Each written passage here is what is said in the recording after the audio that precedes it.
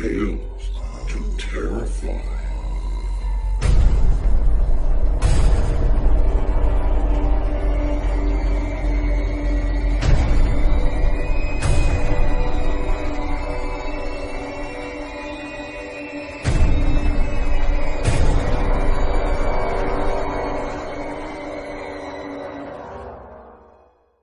Well, good evening. Come on in. Hats and jackets off. Grab a drink of something warm or something cool, as is your wont, and settle in. And welcome to the Nook. Welcome to Tales to Terrify. I know you. You're the sort of person who loves to snuggle in and let the chills come. That's me, too. I'm Lawrence Santoro, and I have been at this particular tale-telling nook for, egad, 15 weeks now. And I hope you're enjoying it. I am. At least one of you, you know who you are, has suggested that Tales to Terrify would be improved by less of the long-winded host who obviously is reading from a script and trying to make it sound as though I were not. Well, do I read from a script? No. And yes, I have notes. When I list the works and dates of an author and I give bio bits about one of our narrators, yes, I have it written down. When I'm talking about people I know, well, I sometimes have notes about the points I want to cover, but I usually wing those. And I'm doing it now. Long-windedness. Should I trim the fat? Or is the fat the stuff that gives the breaks between the stories a little taste? See, I want to give you the sense of being a guest, a family member cozied up in this place, this nook that we've created that is real, and listening to somebody read to you, a live person, a live voice. I know most of you are likely on the bus or in your car heading to work or at work, but, well, let me know what you think. Okay. Tonight, we'll have another slice of flesh. That's from the book Slices of Flesh. This time, it is by Max Booth III. Max is a story editor and copy editor for Dark Moon Digest. Dark Moon, by the way, is the publisher of Slices. And he is also, Max is, a monthly columnist for the eMag Dark Eclipse. He's got stories in multiple anthologies and a monster survival guide he has co-authored will launch this summer. He also really, really likes penguins, he says. Here, from Slices of Flesh, is Monster by Max Booth III. Hell found me. Yeah, that's what the newspapers said. Hell finds Jason Burns, read the headlines. Found me. I didn't understand. Why was hell looking for me in the first place? What in the world had I ever done to deserve this? No, wrong question. What did my daughter do to ever deserve this? 7 years old, the worst thing she'd ever done was color on the wall, but still, that didn't stop him. Him. I can't bear to say his name. The monster. I sit in my favorite chair, clutching the double-barreled shotgun, eyes burning into the blank wall in front of me. I try to lose myself in the white nothingness of the texture and fail. There is only one route for my mind to take, one miserably lousy fucking route. I recollect the day. The day took place 2 months ago. I can still remember every detail as if it were yesterday. In a way, it did happen yesterday and the day before and the day before that. It's here now, and it'll still be around tomorrow. The day replays constantly like a nightmare caught in a loop. It was a Saturday afternoon, no school for the young ones. I was at work, the construction man that I am. My baby girl and beautiful wife were at home. I remember kissing them both goodbye that morning, just as I did every morning before I left. It was our ritual. I kissed them. I always kissed them. Now I can't kiss either of them ever again. It's all gone. Gone. I told them I would see them later. My daughter, Madison, asked me if I would take her to feed the ducks at the park when I returned home. I said, of course, and brushed the hair out of her eyes. I then drove away in my truck, never to see her perfect face again. Later that evening, I came home to an empty house. I called their names, but received zero response, so I picked up the phone and dialed my wife's cell. I remember how surprised she was that I had already made it home. She told me how the time had just slipped by. She didn't mean it. She hadn't even thought it was noon yet. My wife's gambling addiction had always been bad, but I never thought she'd leave her own child home alone for quality time with the slot machine. What a fool I had been. She called me a liar when I said Madison was nowhere to be found. Me, the liar. If you can believe that one. She told me how she had been very clear to our daughter that she wasn't allowed to leave the house. I left the phone hanging on the wall, went back outside where I found one lonely jump rope abandoned in the front yard. Next to it was a single size 12 child's shoe. The search team discovered Madison's bruised, lifeless body a few hundred yards in the woods behind our house. I didn't want to look at her, but I knew I had to. They said she was first struck multiple times in the stomach and shoulders by a blunt instrument as someone dragged her away from the front yard and into the forest. They said next, he did things. They said she was strangled after or during the rape, most likely both. They said her windpipe had been completely crushed. They said a neighbor had spotted a man in a UPS uniform running away from the crime scene. They said a lot of things. They always did. It didn't matter anymore. My little girl was dead, and there was nothing anyone could do about it. My little girl. A suspect was soon apprehended. I'm not going to say his name. I'm not sure I'm able to yet. The piece of shit doesn't deserve a name. A trial commenced. Many painstaking hours waiting as the jury made their decision. I wonder where I would be right now if the verdict had returned guilty. It was soon after the release of our daughter's murderer that the remorse became too much for my wife. I found her soaking peacefully in a crimson bubble bath, her lifeless hand dangling over the tub. It was all the invitation I needed to join her. And soon I will. The press fell into hysterics after that. The loss of my family and the fact that the killer was free to roam the earth came to much interest to the Times. Hell finds Jason Burns. It was recommended I see a psychiatrist, some professional help to sort out any mental disdain that may have been caused from my tragic losses. I laughed in their faces and turned the other way, closing the door to all the curious neighbors and reporters that kept snooping around, pretending they cared. I spent the rest of the time in the house, particularly the basement, thinking. I shed many tears as I sat there in my favorite chair. And now, here I am again, in my chair, looking at the wall, thinking. The shotgun rests in my lap. However, unlike usual, I am not alone in this basement of despair. I look over to my right and stare at the creature tied up in the wooden chair. He's a bloody mess, and yet I haven't received satisfaction yet. I don't think I ever will, but this certainly is a start. I want to hurt him more and more. I want to keep hurting him until my arms grow tired. And then I want to grind my teeth into his flesh and spit it back out in his face and make him swallow it. Revenge is the only thing on my mind right now as I rise from my chair and approach my family's murderer.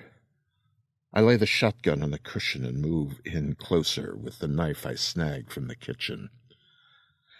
He brought hell to me, Now I'm going to bring hell to him. Screams almost make me smile as I carve the blade's tip into his bare chest. I take my sweet time. And when I'm finished, I'm left with a very deep and gory monster written across where his chest hairs should be. I leave the knife sticking in a place that will make certain he'll never hurt another child ever again, and go to retrieve my shotgun. I hear the front door being busted down, but I pay it no, never mind. The monster is screaming his lungs off as he stares down at the sharp steel piercing his groin, blood spurting up like a slit hose. It's like background music fading out of focus when the search team storms down the basement steps with their weapons drawn. They're telling me to put down my gun, step away. They tell me it's not worth it. Nothing is worth anything anymore. I raise the barrel and pull the trigger. The monster stops crying and begins burning, the eternal burn. Burn. It takes me a moment to realize I'm on the floor, blood leaking out of me by the gallon. They keep firing even though I'm clearly no longer a threat. I embrace it. I want my family. I want to see them again. I want us to be together, damn it. I want to take my baby girl to feed the ducks. I manage a bloody smile as I float toward the park. It's okay now, baby. Daddy's here. And he'll never be away again.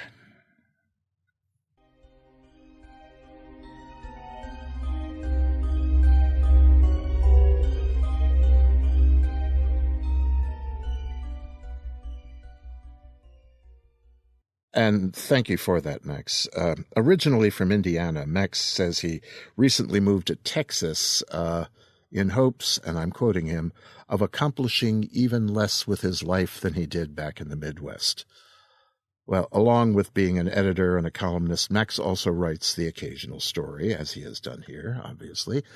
Anthologies his work can or will soon be found in include Open Casket's Zombie Buffet, Dark Moon presents Ghosts, Postmortem Press's New Dawn Fades, Dark Moon presents Vampires, and Frightmares, a fistful of flash fiction horror.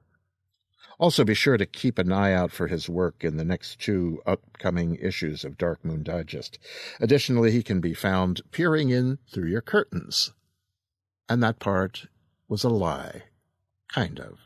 He says. And Monster is one of 90 tales in Slices of Flesh. You're probably tired of hearing me say this by now, but please go to your online bookstore of choice and grab a copy or 3 of them. Your purchase will help a number of causes, so click on the site and have a look. Oh, I read that story. I guess you knew that. I hope you liked it. I am Lawrence Santoro. I am the author of Just North of Nowhere, a wondrous exploration of life in a monster-embraced small town in the driftless zone of the upper Midwest, and most recently, a collection of longish and short fiction called Drink for the Thirst to Come from Silverthought Press.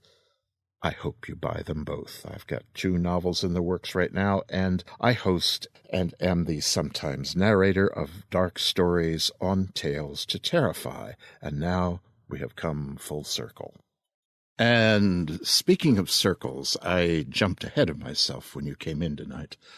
I'd hoped you'd take a moment to have a look at the new artwork we've got up on the home site. Green, yes, spooky green, dark. The work is by Canadian artist and author M.J. Preston, Mark Preston.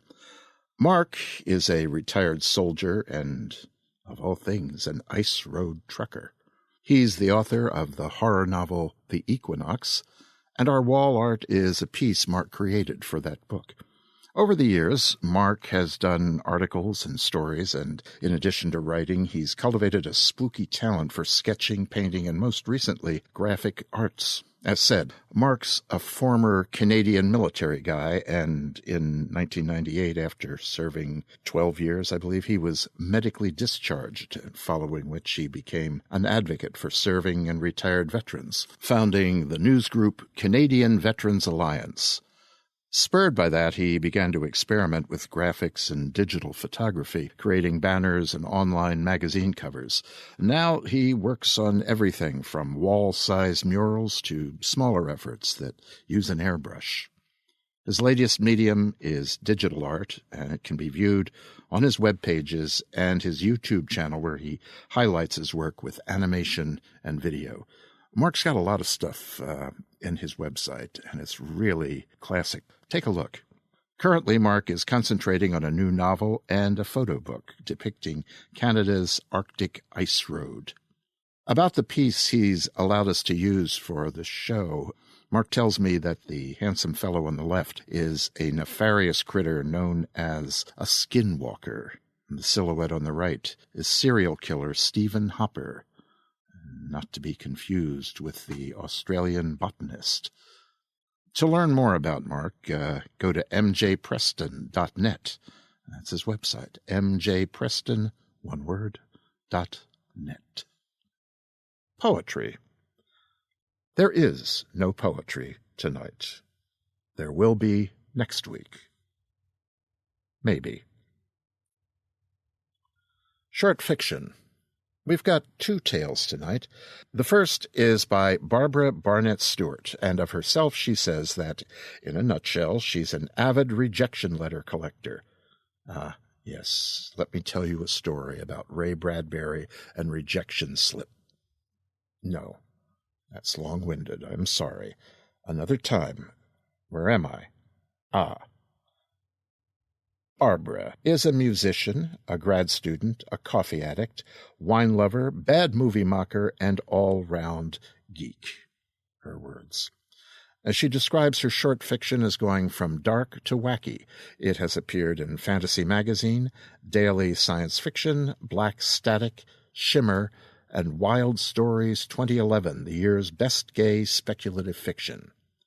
And now here is Barbara Barnett-Stewart's The Sins of the Living. Thomas tossed his head back, drained the last of his ale, then slammed the mug down hard enough to knock his tri-cornered hat off its perch on the table's edge.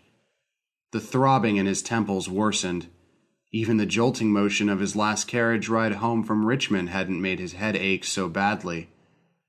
But 10 mugs of ale wasn't enough to erase that final image of Sarah, lips blue and eyes wide with the vacuity of death. A death for which he was responsible.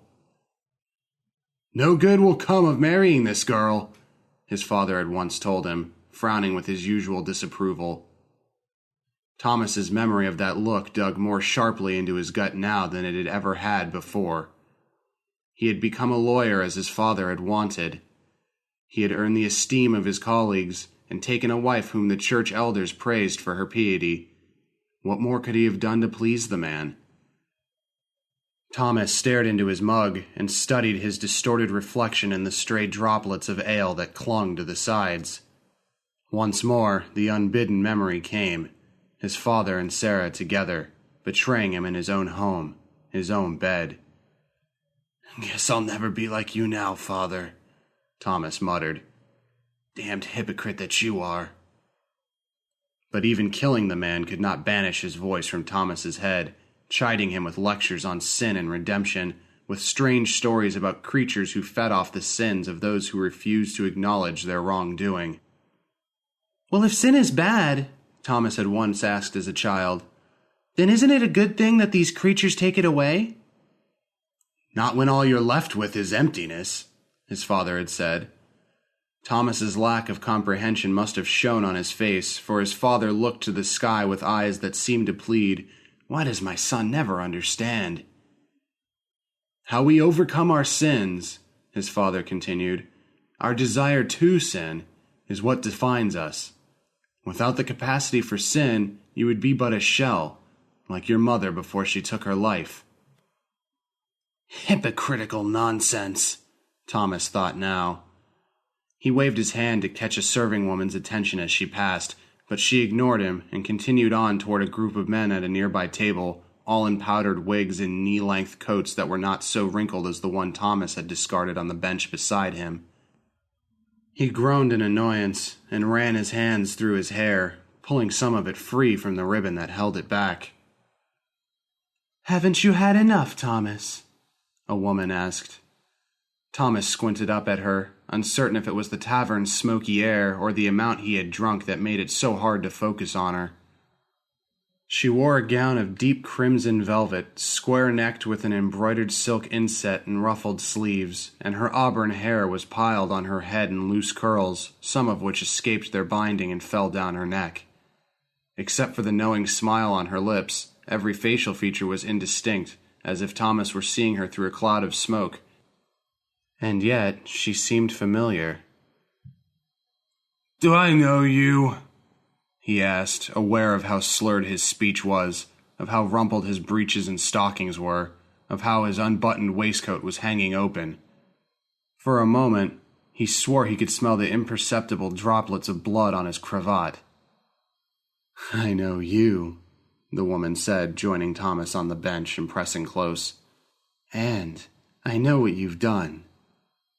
Thomas jumped to his feet, banging his knees so hard against the table that he almost toppled it. He would have fallen over the bench, but the woman took him by the arm and eased him back into his seat. She brushed her fingers across his temples, and though Thomas never closed his eyes, a vision came to him. This strange woman gliding through a crowd gathered at the gallows, her smirk the only distinct feature as she watched him hang. Thomas shook away the vision, sick with the panic and rage he had spent the night trying to drown in drink. "I had every right to kill her," he told himself, trembling at the memory of his hands around Sarah's neck. "To kill them both." "Is that what your faith teaches you?" the woman asked, her tone casual, as if she were responding to words instead of thoughts he had not voiced. "Thou shalt not kill, except to punish as you deem fit?" "Who the hell are you?"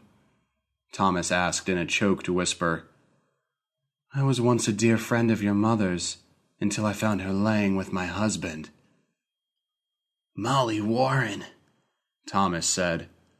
"You're Molly Warren. I remember you." "You were so young." Molly stroked his cheeks, and though her touch was delicate, Thomas imagined her fingernails were claws tearing his flesh. "And now we have so much in common, Thomas. I can help you take back this thing you've done." "How?" Molly laughed, a low sound as smoky as the tavern. "Do you want to take it back?" Thomas's chest tightened with a desperate desire to see Sarah again, to know her skin would be warm with life, even if he wasn't the one to hold her. "Yes." "I warn you, if you are not truly repentant of your sin, my master will know." Molly leaned closer, filling Thomas's nose with her strange scent, fire-masked in perfume. "Do you still want to take it back?" Thomas licked his lips. The closer Molly drew to him, the drier they became. "I do." Molly kissed him, gripping his arms so tightly Thomas could not pull away from her searing touch. Heat flashed through him, neither passion nor desire, but pain, burning into him just as his guilt had when he'd felt Sarah die at his hands. He grew dizzy, closed his eyes. Molly released him and he fell backward, engulfed by cold darkness. Thomas landed on his feet and lurched forward. He shot out his right hand until it found a wall. He steadied himself, but his head still swam from too much drink, and he felt a weight in his left hand that had not been there a moment before. "What did you—" Thomas blinked, but clearer vision only brought more confusion. Molly was gone, and he was no longer in the tavern. He was home, standing in the twilight-shadowed haze of the second-floor hall. The weight in his left hand was a flintlock pistol, the hammer half cocked. His heart pounded faster as a moan sounded from beyond the closed door of the master bedroom. Sarah. Her moan turned into a muffled cry, followed by the murmur of a man's voice. His father. Thomas had lived through this moment once already, and had relived it in his head again and again until his guilt did not burn as much as the ale he kept pouring down his throat. Only this time, the effect of that drink was still with him. Thomas stared at the pistol in his hand. He remembered pouring a measure of gunpowder down the barrel, ramming a cloth-wrapped lead ball in after, loading more powder into the flash pan. But everything that happened afterwards, could he have imagined it all? He thought he had gone straight for the pistol after learning of the rendezvous Sarah and his father had planned. Now, though, he questioned which was more likely, that he was too furious and inebriated to remember drinking at all, or that he had killed his wife and father and had been sent back to that fateful moment by a woman he hadn't seen in the years since his mother had died. From the bedroom, Sarah cried out again. Thomas would have thought she was in pain had he not known better. Sarah and his father had no idea he was there, thought he was attending to business in town, and somehow that made the sound of their lovemaking all the more mocking. Thomas tightened his grip on the pistol. Molly Warren, real or imagined, was wrong. He had no sin to repent, had performed no wrong in the eyes of God. And whether or not he had imagined this moment, this time it would be different. This time, he would let Sarah live to regret her sin. With purposeful yet unsteady steps, Thomas stormed down the hall and threw open the bedroom door. Sarah cried out, and his father leapt off her, eyes wide with surprise as his feet tangled in the bedsheets. Thomas raised the pistol. "Hello, Father." The words came out more slurred than he remembered. Thomas had no doubt he had spoken them before. But the shock of seeing his father, the man who had always denigrated Sarah as a whore, a hypocrite for her pretension to piety, still hit him like a blow to the gut. His veins iced over with the certainty that he'd done this once already. He had shot his father, then throttled his wife. Sarah clutched the bedsheets, face streaked with tears, voice quavering with fear. "Thomas, please! You don't know what he is! He attacked me and I—" Thomas moved the hammer to full cock. "Don't lie to me, woman!" His father, standing by the bedside in rumpled clothing, raised his hands the way one would to calm a jittery horse. "Listen to me, son. Remember what I told you." Thomas squeezed the trigger. Though the startling discharge was the same, everything else changed. Thomas had held his ground before, but this time the pistol's recoil sent him staggering backwards into the door frame. He closed his eyes and swallowed back the vomit that surged up his throat at the motion. A cool breeze touched his face, and the silence struck him as wrong. He heard no scream from Sarah, no plea for help from his father as he clutched at the wound in his chest. Thomas opened his eyes to find them both gaping at him, Sarah with horror, his father as if he were still shocked to be alive. Then Thomas saw the shattered glass of the window his stray shot had broken. He dropped the pistol and ran. Thomas grasped the railing to keep from stumbling down the stairs, and his footing failed to improve upon flatter ground. He staggered out of the house, into the streets, tottering even though there was little other than gravel and piles of horse dung to impede him. He shoved past people making their way home for the evening, past the boys who lit the street lanterns, not stopping until he'd found a secluded alleyway between the tavern and the apothecary's shop. Thomas dropped to his knees and retched. "To send me back as drunk as she found me." Thomas staggered to his feet, thinking the stale, bitter taste in his mouth more pleasant than the kiss Molly had given him at the tavern. His instinct was to wash away rage and regret and the taste of vomit with more ale, but apprehension held him there in the alley. Would Sarah and his father try to find him? Or would they wait for him to return, hoping he hadn't said anything, hoping he would keep their affair silent and the family's reputation unblemished? And how could I live with that? Thomas thought. For his wife to have smiled at him all this time, as if she craved his attention as much as the day they first met, and for his own father to have rendered him cuckold, How could any of them live with that? Why? Thomas slammed his fist against the tavern's outside wall. Why send me back for this? You said you wanted to take it back. Thomas whirled to find Molly Warren sauntering toward him, her features as indistinct as before. Her thick gown made no sound as it brushed across the gravel. I would have taken it back, Thomas said, his voice a choked cry. I would have let her live this time. But for what? You would have let her live, Molly pressed closer. But what about your father? Thomas loosened his sweat-drenched collar, panted in the alley's stifling air. To see them like that again, to know that kind of betrayal. Molly gave a throaty laugh. Betrayal? It is your father who sought to save you, who begged our master to give you a second chance. What are you talking about? Thomas tried to take a step back, but his legs grew so weak he was surprised he could stand at all. Molly toyed with his cravat, and Thomas cringed at the heat of her proximity. We feed off the sins of the living, she said, stroking his cheek. He off your harlot wife's, a feast you ruined the first time. Now I off yours. Thomas's skin burned at her touch, but inside he felt as if he had turned to ice. Molly's lips curved into a smile, and he realized he had not been able to tell how red they were before. As if a cloud of smoke were clearing, her features grew more distinct, revealing eyes like flames, yellow, cruel, and hot. Thomas tried to scream, but his throat grew so tight he could only manage a pathetic yelp. Molly pressed her lips against his, and after a flare of pain, the feeling that she was sucking out his very soul, he fell into blackness. Thomas awoke on a hard mattress, shivering, suffused with a cold that seemed to rise from somewhere within him. He sat up slowly and tried to rub the warmth back into his arms and legs. Alone in a bare brick room, he studied the wooden door with a grated window that offered the only way out and grew certain he had seen this room before, from the other side.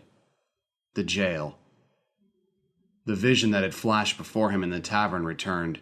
Molly Warren walking through a crowd, watching him swing from the gallows with a mocking smile. No one would sentence him to hang for trying to kill a man who cuckolded him. Thomas had tried enough cases of that nature to be assured of the outcome. But cold despair gripped him nonetheless, as if every emotion that had ever made him feel alive, from the giddy joy of his first days with Sarah to the heated rage with which he killed her, had been burned away. Voices and a rattling of keys sounded from outside. The door swung open, and Thomas's father stepped into the room, hat in one hand, his walking stick in the other, a powdered wig covering his balding head. Thomas tried to muster the same fury with which he had fired his pistol at the man, but all he found within himself was hopelessness, the sense that his insides had been hollowed out. Public drunkenness, seen cavorting with a woman other than your wife outside the tavern. His father strolled through the room as he rattled off the offenses. Confess your sins before the church and they'll let you go with a fine, no time in the stocks.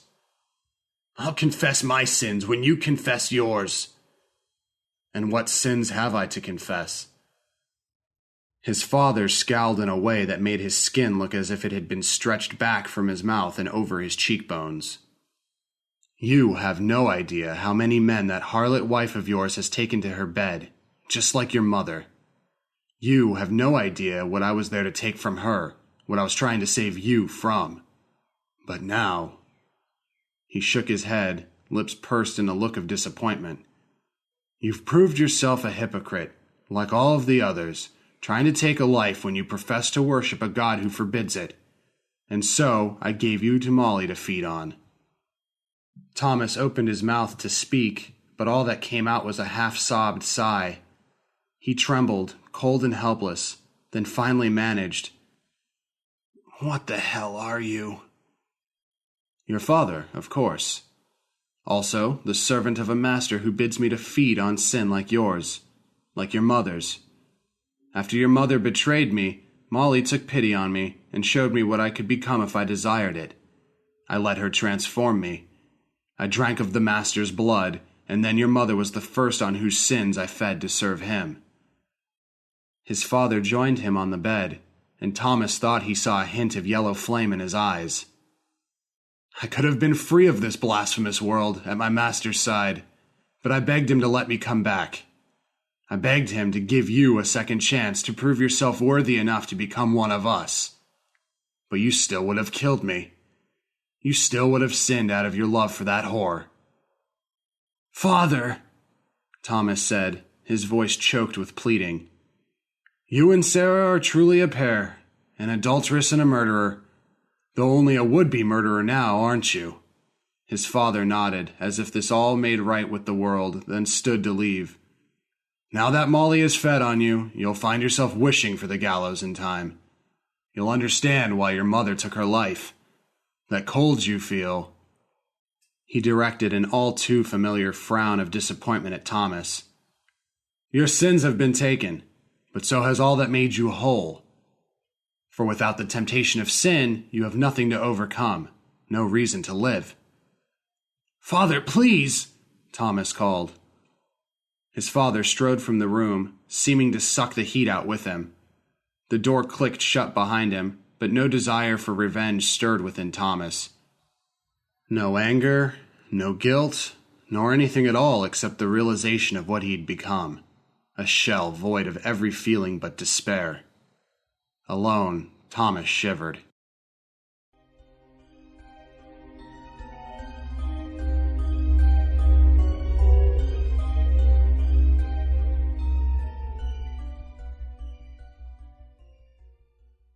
Thank you for the story, Barbara.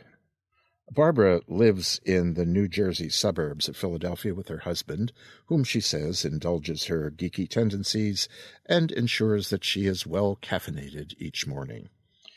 She's a graduate of the Odyssey Writing Workshop, at which she learned valuable things about writing and the evil ways of chickens. Barbara is at work right now on a book that she lovingly refers to as her big, fat, epic fantasy novel. The narrator for Sins of the Living was Joe Sammarco, and I hope I got that right. Joe is a former Angelino who now lives in Harrisburg, PA, that's my old part of the world, and works for Verizon Wireless. He's 25 and is an aspiring voice actor. He's focusing on getting into animation or gaming. "I've always been a proud geek," he says, aren't we all?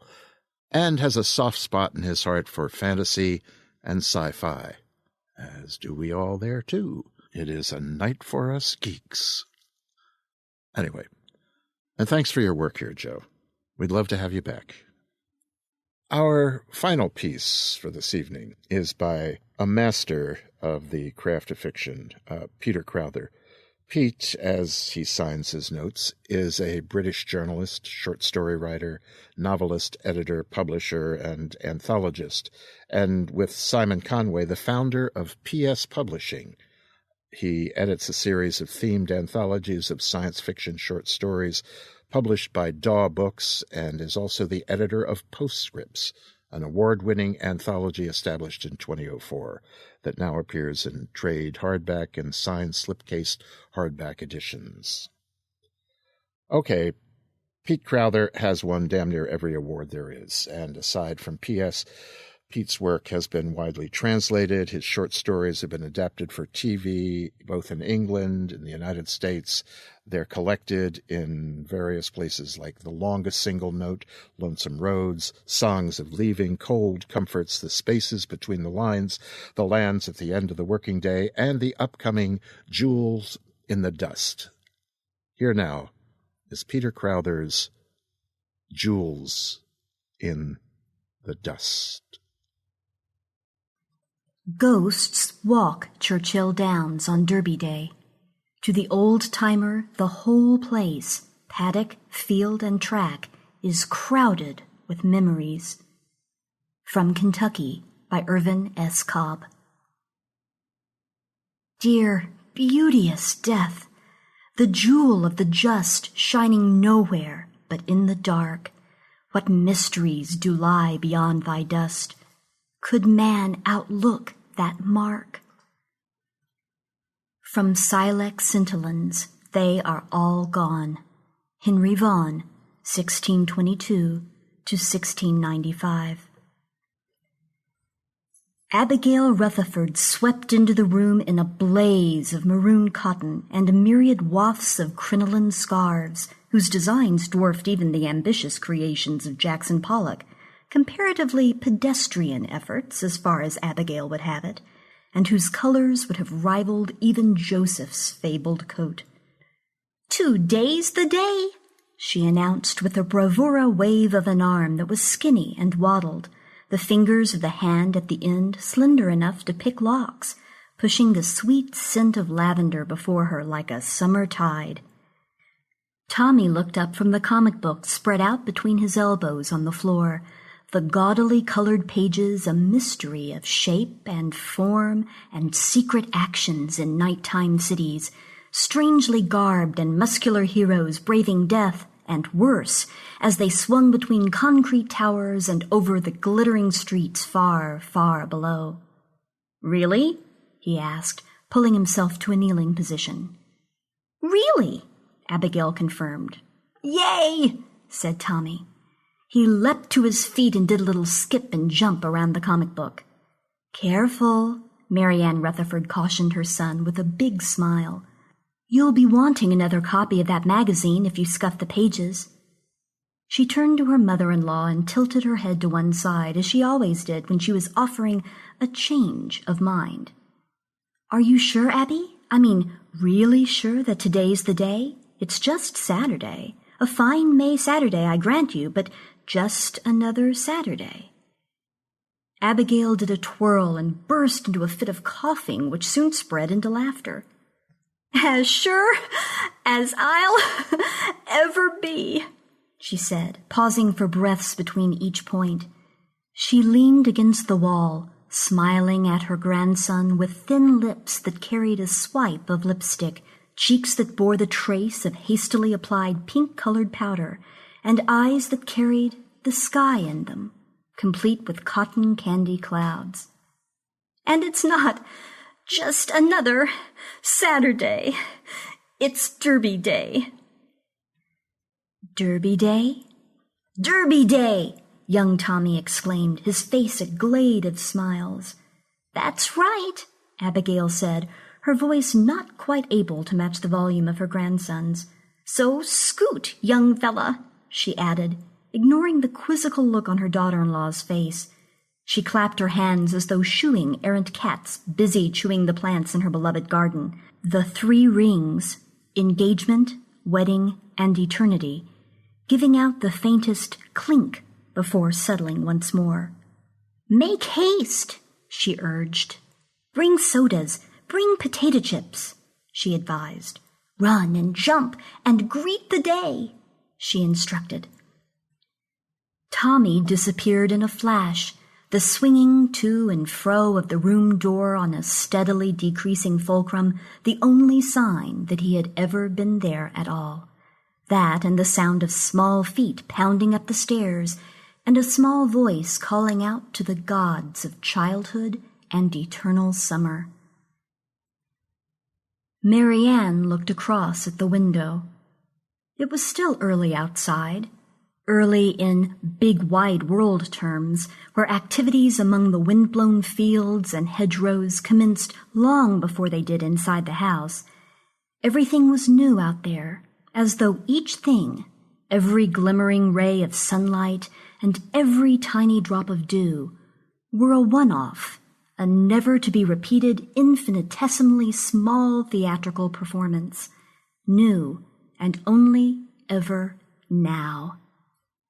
Inside the house, it was different.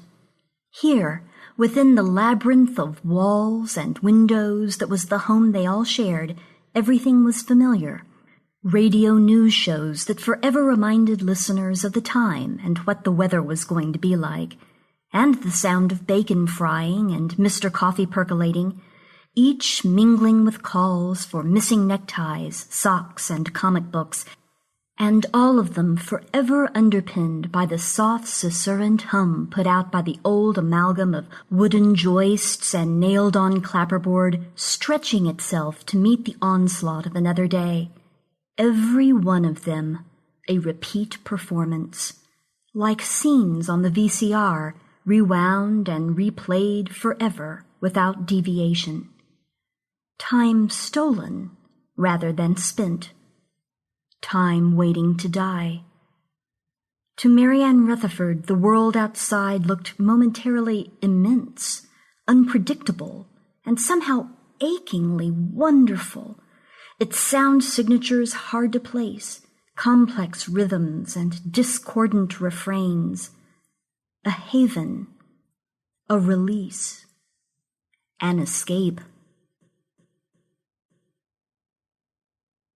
Marianne turned around and mentally shook off the feeling of cramp unfolding in her stomach as she took in the full creative excess of Abigail's outfit. "That's quite a combination," she said, a mischievous grin on her face as she stood up and planted a kiss on her mother-in-law's cheek. "One thing's for sure, we're not likely to lose you." She took hold of Abigail's shoulders and held her at arm's length. "My, oh my, don't you look the bee's knees." Abigail shuddered, her breath coming hoarse and sounding wheezing deep down inside her body. "The bee's knees and the cat's PJs." She returned the smile and effected a small slap on Marianne's arm. "Got to look my best on Derby Day," she said between gulps of air. "For Jack."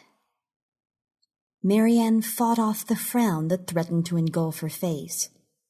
"Right," she said, "for Jack, on Derby Day." Marianne felt Abigail's bony shoulders stiffen as she turned her back around again, immediately cursing herself when she saw Abby wince and try to cover it up. In truth, the dress hung awkwardly from Abigail's scrawny frame. It fell all the way to her ankles puffed up with water from the steroids. Marianne recalled those previous occasions when the dress came out. Red letter days was how Abby referred to them, by virtue of the fact that the dress was the last present from her beloved Jack, and how, in those suddenly seemingly distant days of another life, the dress extended only to just below Abigail's knees. Then the garment itself had seemed to be alive and proud, like a peacock unfurling its tail feathers. Now it looked equally as tired and spent as its owner. "Well," she said, backing Abby gently to a chair, "I think you look wonderful, and I'm sure Bill is going to think so, too." Bill came into the room with a big grin on his face. To a degree, it managed to cover the darkness below his eyes. "You gonna make some sandwiches, honey? It's the big day." Marianne gave her husband a mock salute.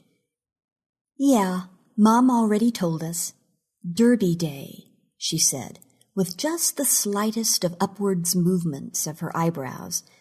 There had been so many big days this 7 or 8 months, as the weeks had fallen from the calendar at almost the same rate that the pounds had fallen from Abigail Rutherford's once ample frame. Thanksgiving had been the first one, when Abigail had spent the full day out in the garden, taking in the fall air as she waited to be called to join her beloved Jack.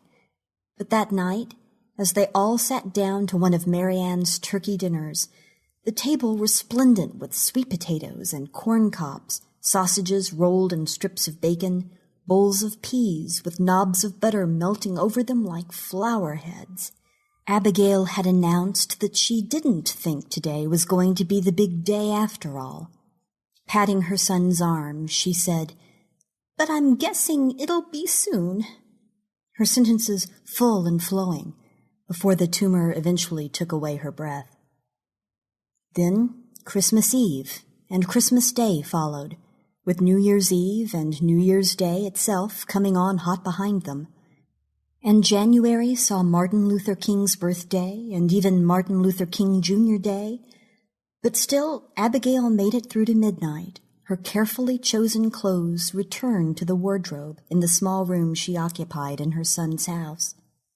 Groundhog Day came and went, and with it drifted Lincoln's birthday and Valentine's Day, a particularly fitting one for her and Jack to be reunited, Abigail had thought.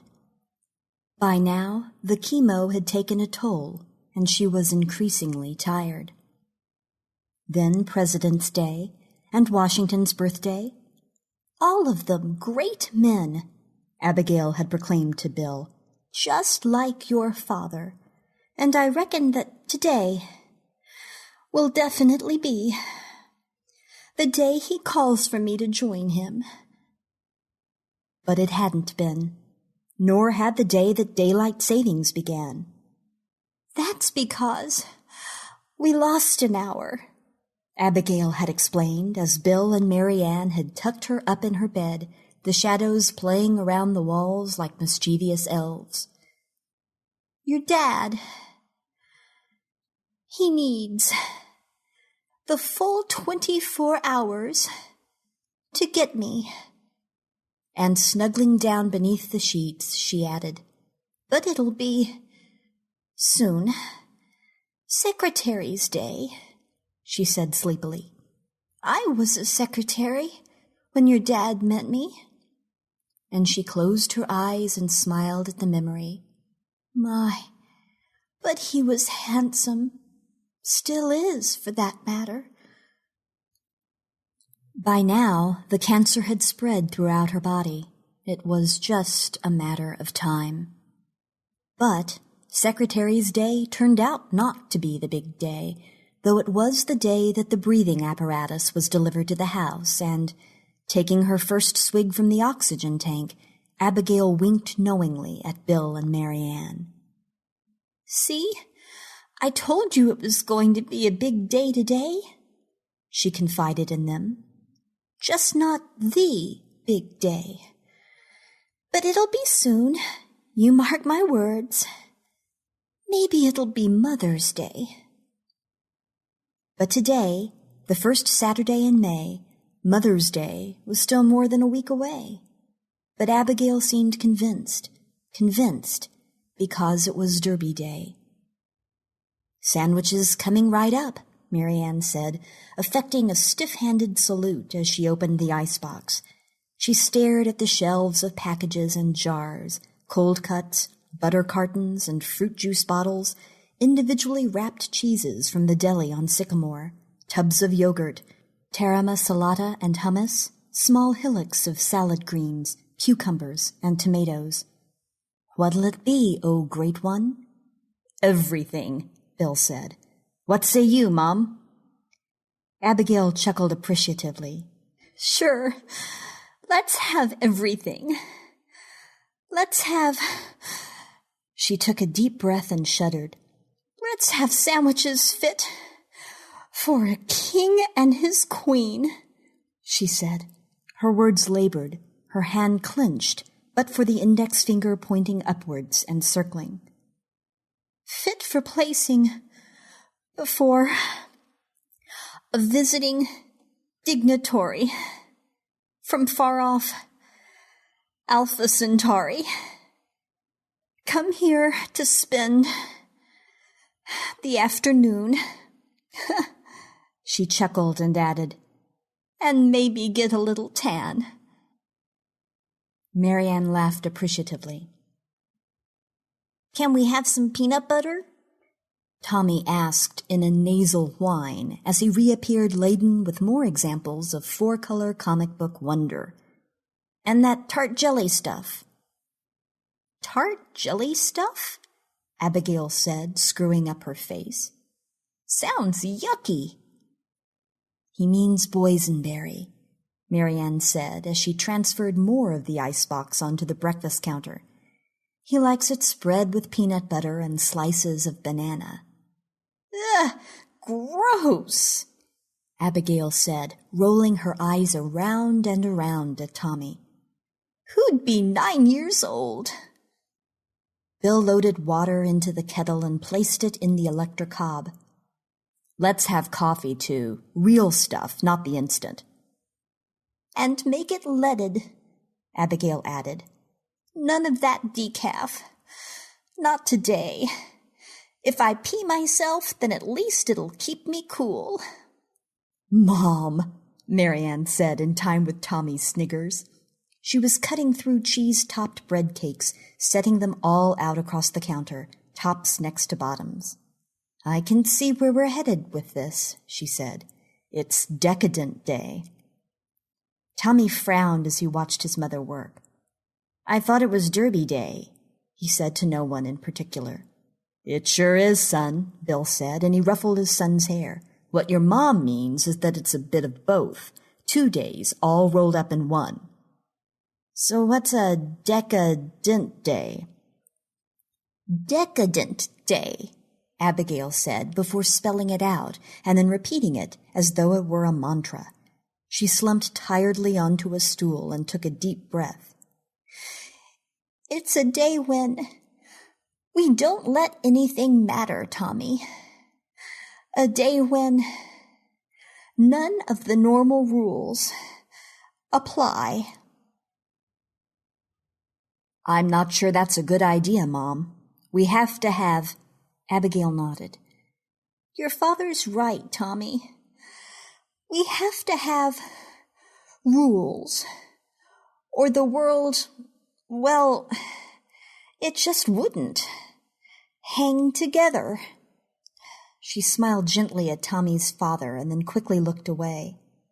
"Everything would just fly off in confusion, like whoosh."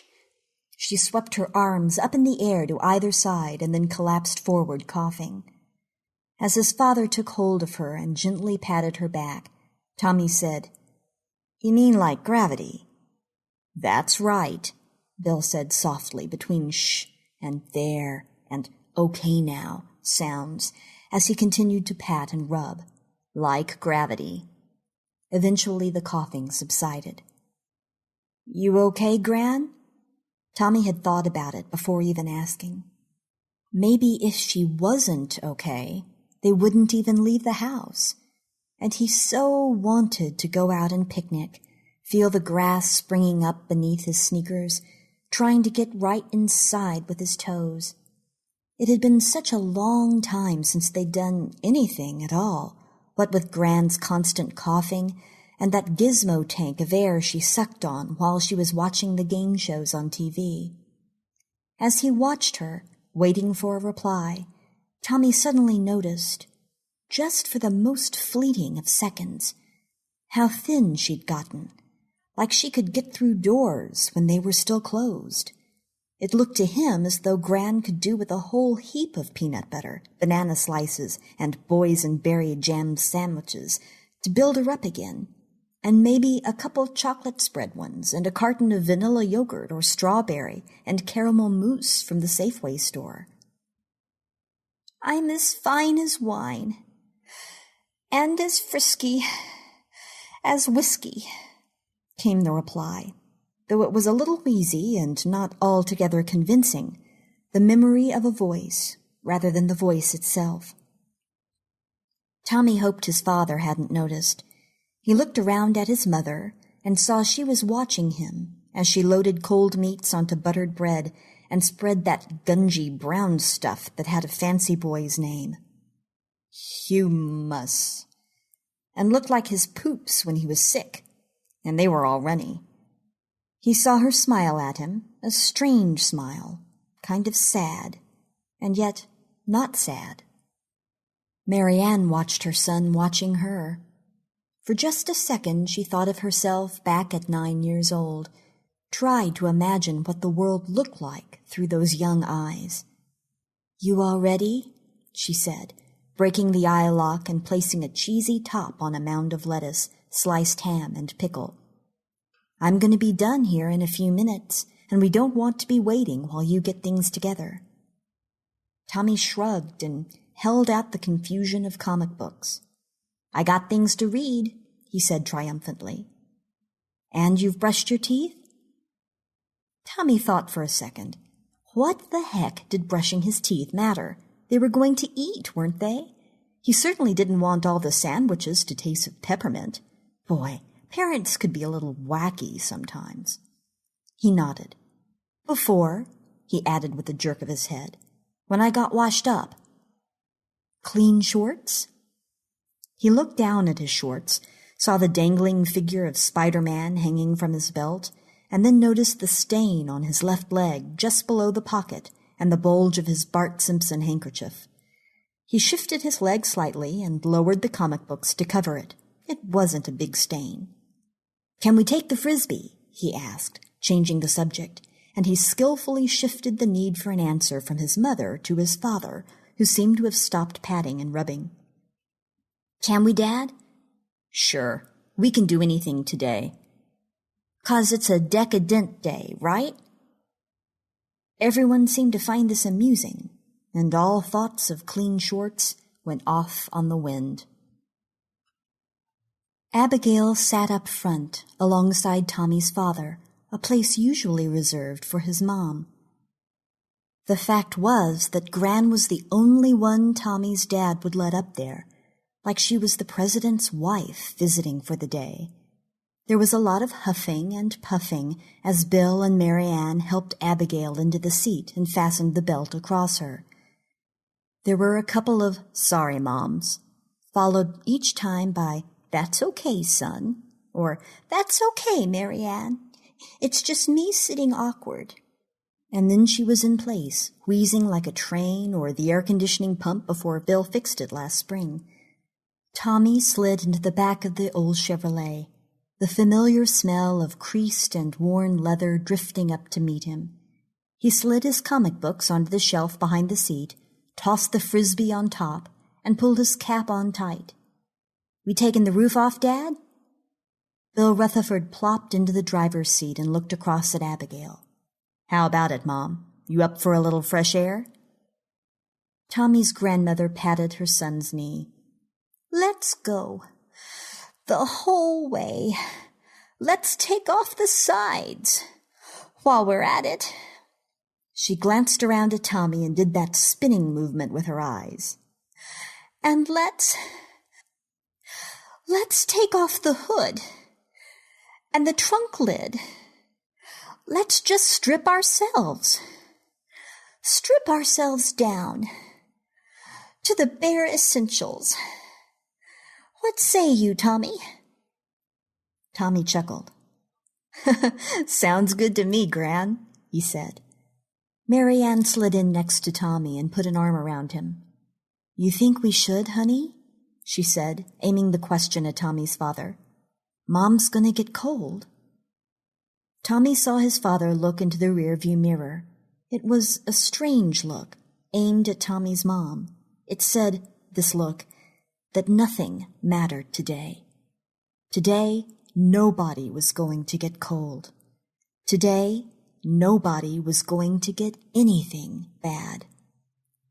"Sure," Tommy's mom said, responding to that wordless glance as she pulled her son close, squeezing him under his armpit, sending him into paroxysms of wonderful agony.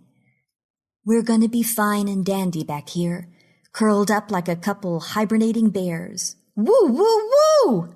She squeezed him some more. Mom, don't, please don't." She stopped, and Tommy immediately wished she would do it again. But Dad had started the engine, and the roof was starting back on its pulley system. The early summer sky revealed itself in thin slices as the canvas roof whined backwards. Clouds rolled. Blue shone everywhere. Birds flew, and the air was thick with a million zillion microscopic bugs and gnats, each of them bound for distant lands such as the trash cans over by the back porch, or the drain hole beneath the fall pipes at each corner of the house. Those things must smell like chocolate syrup to those tiny things, Tommy thought, and just for a moment he regretted the odd occasion when he had joined in with the other guys in the schoolyard, removing wings and legs from creatures that wanted nothing more than to be able to languish on a nice turd or deep into the potato peelings and coffee grounds inside a bag of garbage. The roof reached its destination and gave out a thick grumble. Bill got out, walked to the back of the car, and leaned on the canvas, first at one side and then at the other. At Tommy's mother's side, Bill leaned over and gave Mary Ann a kiss on the cheek. Tommy watched for a second and then looked away. He had seen something in that small affection. He had seen tears in his father's eyes. It made him feel a little anxious. The way he did when Miss Gradsky announced a surprise math quiz, and the only homework he'd done had been to catch up on what the Avengers were doing in this month's issue. The comic books. He turned around to the back shelf and saw it was now securely covered by the folded roof. Oh well, he wouldn't need them until they got to where they were going, which was, "Where are we going, anyway?" he asked as his father fastened the seatbelt and slipped the gear lever into reverse. "Oh, that's a mighty fine point," Bill said over his shoulder as the car drifted back out of the drive and onto the road along the front of the house. "Where'd you think, honey?" Mary Ann didn't answer right away. Tommy turned to look up at her, and he saw that she too had those same tears in her eyes. "Well, it's got to be Mom's choice," she said. "It's her day, after all." Tommy leaned forward and stood up behind Abigail's seat. "Where are we going, Gran?" Abigail looked across at her son, and, in a soft voice, she said, "All the way. We're going all the way today." Bill smiled and swallowed hard. Tommy leaned forward. "Where are we going, Gran?" Abigail slapped her knees and breathed in deeply. "Well, I reckon we should go down to Morgan's meadow, down by the stream." She shifted around so she could see Tommy's face. "But before it gets too wide, so's you can't go paddling." "Neat!" Abigail closed her eyes and laughed. "Yes, neat." Tommy knelt up on the seat and leaned on the folded roof as they backed out onto the road. Then, with a slight clunk of gears meshing, they were on their way. He watched the road dovetail onto itself, cars parked at the roadside shifting by and coming together as they moved further away from the house. "Honey?" "Yeah?" "Is she asleep?" Bill looked to his side at the crumpled-up figure. "Yeah, I think so." "So's Tommy." Mary Ann stroked a lick of hair from her son's forehead. "She okay, do you think?" Bill shrugged. "Right now, all we can say is she's here." He signaled right and turned out of town, passing the junkyard and heading for Walton Flats. "You know," he said, settling his arms on the steering wheel, "I got to thinking this morning." "Sounds ominous." "No, nothing too morbid." "This while you were still in bed? I woke up one time and could feel you were awake." "How could you feel I was awake?" "I don't know," Mary Ann said, suddenly wondering how it was that she did know, but totally convinced that she did. "Your breathing changes when you're awake." Bill was silent for a minute, and then said, "No, it was while I was shaving." And you were thinking?" He made a sound that was part laugh and part apology for what he was about to say. "I was thinking about now, the absolute now that we have right at this very instant." "While you were shaving, you were thinking about us in the car?" "No, I was thinking about the now I had then." Mary Ann glanced down at Tommy and shifted her arm. Tommy grunted and moved closer to her.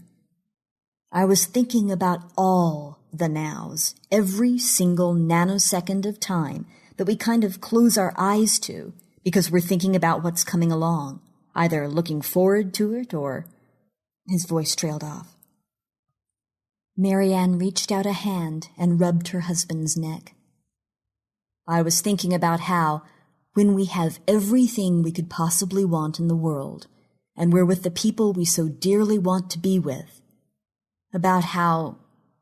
Oh, it sounds silly. No, it doesn't. Go ahead. Tell me what you were thinking. Well, I was thinking, wouldn't it be great if we could just freeze that frame? If we could just stop everything from moving on and changing? You mean... Marianne glanced at the back of Abigail's head and heard a soft snore. You mean Mom? Yes, but more than that. Everything. What else is there? What else is bothering you, honey? That's just it. Nothing was bothering me, and then...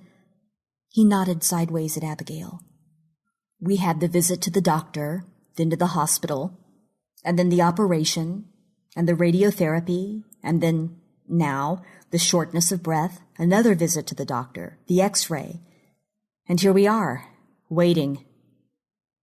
They had been told that Abigail had 3 to 6 months, though the likelihood was that it would be closer to 3. Then, as the breathing worsened, even that prognosis seemed to be a little overly optimistic. They were looking at weeks, the doctor had told them, Abigail nodding, a small smile of acceptance on her lips. I'm not sure I well, it was all that, that kind of started me thinking about how brief it all is. The time we have, you know, but how if we added every single fraction of time together and truly appreciated it, life would be almost endless. He slowed to make a left turn. But it still wouldn't be endless, Marianne said. Mom, and my mom and Dad, they wouldn't always be with us. And Tommy would still grow older, and he'd still find his own life and his own adventures. Yes, I guess that's it. What's it? What you said about adventures. That's what life is, just one big adventure. Oh, honey, Marianne said, her voice soft and low. It'll all work out okay. The car slowed down, and Bill prepared to make a left onto the strip leading onto the meadows. Tommy sat up quickly, his head narrowly missing Marianne's chin, and said, We here yet? Bill turned the wheel and moved through a gap in the traffic, the car juddering as it moved onto the rough track. Almost, he said. Couple more minutes. She could feel him in the car right next to her, smell his cologne and the grease he used to put on his hair, but she knew that if she opened her eyes, he wouldn't be there. There would only be the car, and her son, and Marianne, and Tommy, and outside the window it would be a world where her husband no longer existed. Oh, Jack, she thought, squeezing her eyes tight, I'm causing them such sadness. They love you, Abby. The wind, from whispering through her hearing aid, sounded just like his voice, sounded just the way he always spoke to her. Be happy with that. Your time will come. And it won't be... She felt small hands on her shoulder, rubbing it gently. Gran, you awake? She lifted her head to make out she'd just woken up and hadn't heard the conversation her son and Marianne had been having, but the truth of the matter was she didn't sleep too well now, and her dreams, such as they were filled with images of the cancer turning itself over and over inside of her. You bet. I'm awake, she said. She turned to look across the meadows, and just for a second, she thought she could see horses, lots of horses, being led in a procession by men so small they could have been boys. But it must have been the sunlight through the trees and refracting through the window glass, because there were no horses and no men. You gonna park down by the river, honey? Marianne asked. Bill didn't speak. Honey? Oh, yeah, sorry. I was just thinking how deserted it is. And on Derby Day, too, Tommy added. Maybe everyone's gone someplace else. It was true. Since they had pulled onto the dirt track leading through the meadows, they had not seen another car, nor even kids out walking or sitting listening to their radio or playing with balls. "It's nice. It's not," Abigail ventured stiltedly. "Too crowded." But there were people there, weren't there? She could see them, there behind the trees and just around the back of the bushes. Could see their striped jackets and their boaters, the occasional flash of a pink parasol. She squinted her eyes and concentrated, but the meadows were empty. Bill pulled the old Chevrolet right onto the grass alongside a thin pathway that wound its way down to the riverside. The air was filled with the sounds of summer, of sunshine and of water burbling its way over the ancient stones of the riverbed. Bill got out and pulled the seat forward for Mary Ann before going around to let Abigail out. Tommy ran his feet on the carpet like a train, his hand clasped on the bright yellow frisbee, and his lungs greedily gulping in the outside air. "Just hold your horses there a minute, Scout, while we get your gran out," Bill chided. Mary Ann went around to the trunk and got out the hamper, setting it down beside her on the grass. Then she lifted a pile of old sheets and a rug. Tommy pushed the now vacant seat forward and made to slide out, but the sight of his father holding on to his gran stopped him in his tracks. Bill held onto Abigail tightly, and Tommy could see her thin arms dithering from side to side, like a butterfly not sure of whether it wanted to settle on this flower or maybe this one, and her hair blowing in thin wisps in the gentle breeze. "You okay, Mom?" "I'm fine, son," came the reply. "Just as fine as wine." "Not too cold?" Now with a firm hold on the Chevy's door, Abigail straightened up and smoothed out Tommy's dad's collar. The smile she gave him was a secret smile, knowing and sad. Tommy frowned, and though he hadn't made so much as even the tiniest noise, both of them turned to look at him. "We're just fine," she answered, with that big grin and a hunch-up of her shoulders that suggested being a part, along with her grandson, of some great and exciting plan. "Aren't we, Tommy?" "We sure are," Tommy agreed, and just to prove it, he lofted the frisbee high into the sky, tracing its path with his hand over his eyes as though he were saluting it. "Tommy," Mary Ann shouted, "will you come and take some things, please? Let's get this picnic on the road." Jack came to see his wife after they had eaten.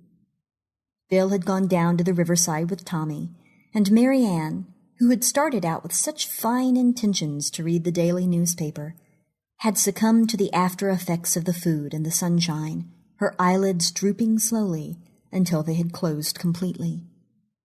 Abigail watched her son and grandson while she listened to their distant voices, mingled in with the sound of her own breathing and Mary Ann's soft snores.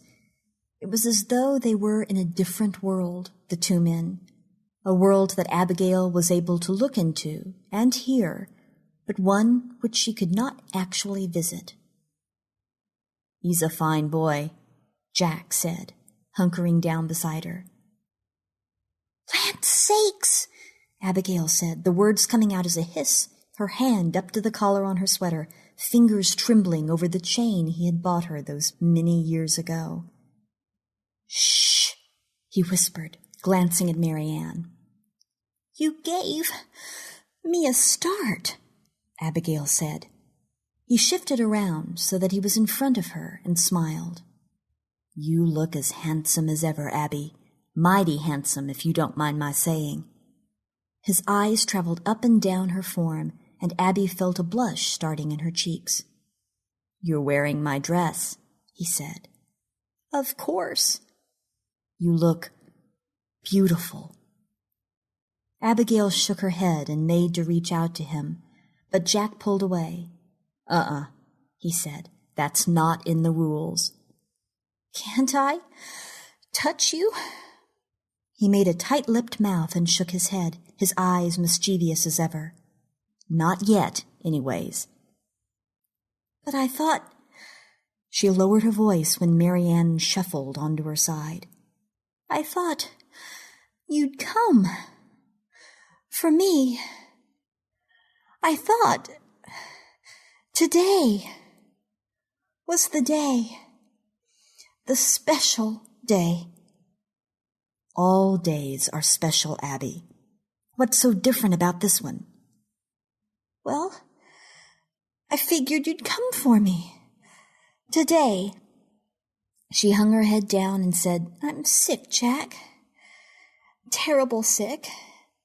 I know that, Abby. I'm going to die. Yes, you are. And soon. Right again, soon, but not today. Abigail looked up at her husband, and just for a second, he looked 17 years old again. And then he was 30-something, then in his 50s. Then he was a young buck of 22. Seemed like he couldn't stay put for more than a minute at a time. So when? She asked. Exactly. Jack shrugged. The sound of laughter drifted over from the river, and Jack and Abigail turned to look. Tommy was doubled up in hysterics, pointing at his father. Bill was standing, pulling up his trousers. Even from here, they could see that Bill had somehow gotten into the water. They're going to come back, Jack said, turning back to face her. I have to go. But you didn't. You didn't. Answer me, Jack. When? I don't rightly know, Abby, but someday soon. Maybe tomorrow. Maybe next week. He shrugged again. Like I say, soon, but it might not be a day that has anything written beneath it on the calendar. There'll be nothing special about it. He looked back at Bill and Tommy, slowly making their way up the embankment towards them. And certainly nothing special about it for them. With Jack's attention momentarily distracted from her, Abigail wondered whether she could shoot out her hand and take a hold of her husband's wrist, whether doing so, her living skin joining up with her husband's, ghosts, might mean she would die right there and then. But the laughter drifted up to her and into her head like the fizzy bubbles from a bottle of 7-Up, and she turned, her hand halfway out in front of her, but stopped short of its target. Bill waved to her, and she raised her hand and waved back, feeling suddenly weak, but somehow strong as well. They can't see you, she said, as she looked back at him. Jack nodded. But I'm gonna have to go anyways. Do you have to? He nodded again, this time with a deep sadness etched into his face, his 78-year-old face, the one that she had watched those years ago, lying so still on her pillow as he drifted away from her, his hand locked in hers as he fought to stay another few minutes. Like I said, Abby, all days are special.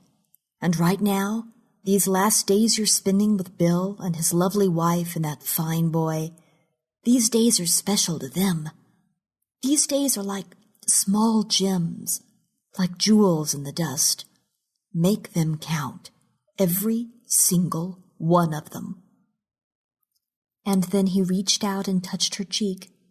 Fire and ice, soft and hard, dark and light. 1,000 sensations shot through Abigail Rutherford's face and coursed up and down her body, setting her fingers to tingle and her toes to curl. I was never real good with rules, he said. I love you so much, Jack, she said, her words coming out in a stream without any pauses for breath. I love you too, Abby. I always will. And then he was gone. Tommy was the first one to reappear, the sound of his pounding feet waking Marianne in a fluster. What's the matter? What's happened? Dad! Tommy could hardly speak from a mixture of exertion and laughter. Dad fell in the river. I didn't fall in the... Marianne got to her feet. Bill, are you okay, honey? I'm fine. He flapped his trousers at her and gave a weak smile. Slipped on the stepping stones, that's all. You should have seen him, Mom. Gran, you should have... Abigail nodded and made a mock scowl. He was never real good on his feet. Your father, she said. She pulled the blanket from around her shoulders and threw it over towards her son. You make sure they're dry. You'll get rheumatics. Tommy frowned. Rheumatics? Hush now, Tommy. Let's get your father dried up and back home. Drying his feet while Marianne and Tommy loaded the picnic things into the trunk, Bill sensed he was being watched. He shook his head. Could have happened to anyone, Mom, he said. I know, but it was always you. It happened to. He wiped out his shoes and, pulling a face, slipped them onto his feet. You had a nice time? She nodded emphatically. I've had a wonderful time. How you feeling? She lifted a hand to her cheek and rubbed the spot where Jack had touched it. It felt warm, special. I'm feeling just fine, she said. It's been a great day. Bill nodded, and just for a second he frowned. She reached out then and took her son's hand. A special day. For the rest of her life, a rich, happy, and fulfilled life, and one which turned out to be a little longer than she had once hoped. Abigail Rutherford treated every day as a special day, savoring every minute and every hour as though it truly was her last. Which, of course, is what we should all do.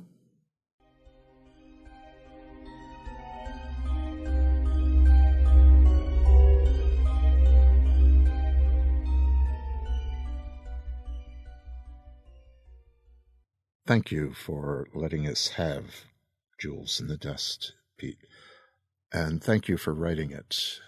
This story, it touches me in a way that few tales really do. At my current age, I now have something both to lose and to live for, and I suspect how I respond to this story today is significantly different than I would have, say, 20, 30 years ago. I'd love to hear from you about this tale, about your reaction to it. Drop by the forum, leave a note. Let's talk. Oh, a word. PS Publishing specializes in novella-length science fiction, fantasy, and horror fiction. That means tales from about 20 to 40,000 words, just my meat and potatoes. As I've mentioned before, I am not a brief guy, and 10 to 20,000 words, I'm just getting started.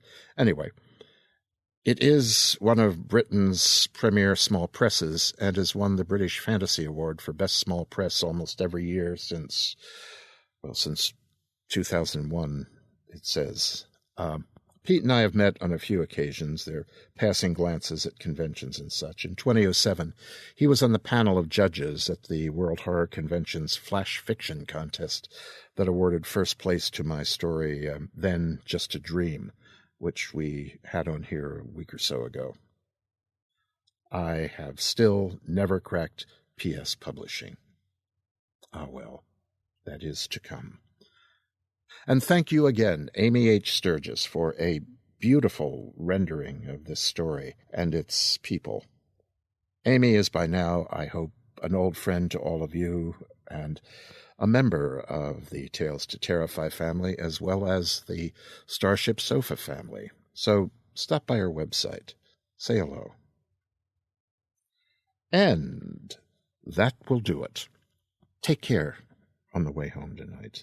Weather threatens again, it seems. Rabbits are gathering on the small lawns down the way toward the lake, and, well, it is dark, and the way uncertain. Stop by our site, leave word, drop your thoughts, comments, hit those buttons, make a contribution to keep us in mood and in bandwidth. And now, go home. Have a look at your wall. Be glad that you don't see horrid things up there in all that whiteness. Snuggle down, pull the sheet over your eyes, and have pleasant dreams.